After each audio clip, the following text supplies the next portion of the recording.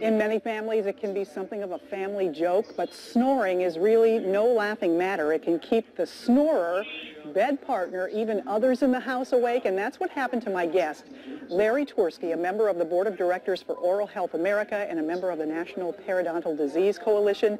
You grew up in a family, Larry, watching your father struggle with this. He had, he was impatient and tired during the day, right, because of what happened at night. My dad would come home so tired at night from working because he was so exhausted because he never got a great night's sleep. I was the kid who wanted to go out and play ball, you know, and just sit down and go, Dad, come on, let's go out. But he was so tired, he'd sit on the couch, and within 5 minutes, he'd fall asleep. And then, you know, back then I was the remote control for the TV set, right? I'd have to get up and get down, and so I'd have to always keep getting up and turning it up louder and louder because the more he snored, the more it got to the room where we couldn't even hear the shows we were watching. And so every morning he'd come back and he'd be tired and he'd never get a great night's sleep. So now that got you interested in ways to take care of this problem, which has been linked to so many other health problems, from heart disease to ADHD. Some people think there's a link.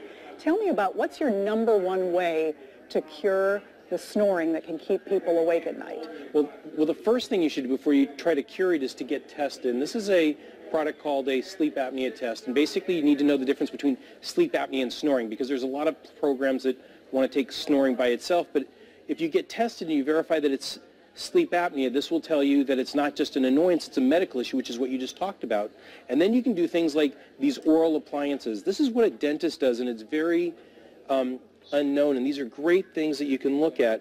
Snoring and sleep apnea can be solved a lot of the times by just a small appliance and not those big machines. And this is like almost like a splint for the tongue, correct? It keeps the tongue in place? It doesn't keep necessarily the tongue in place. This is what the tongue does. This is one called an Avio TSD, and it looks almost like a baby binky, and it just keeps your tongue forward. But most of the time, dentists will do these mouth guards that basically hold your jaw forward, and it allows you to breathe better at night.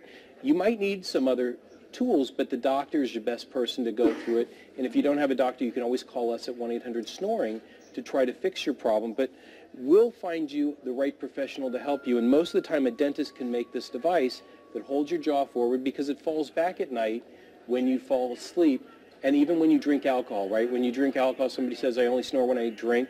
And so that happens with when you do that. So we can find that, and that will solve the problem a lot, is by just having an oral appliance that a dentist can make, and it's usually prescribed by a doctor. Okay, it's great advice because a lot of people don't like the idea of having to wear a mask at night, and something like this, almost like a retainer, is so much easier. So Larry Twersky, thank you so much for joining us. Thanks for the great advice. We're also going to have this story on our website, ksdk.com, so our viewers will be able to see the interview all over again and get a lot of information. And all I can ask is that they get tested, and hopefully they'll get treated. Thank you very much. All right, thank you.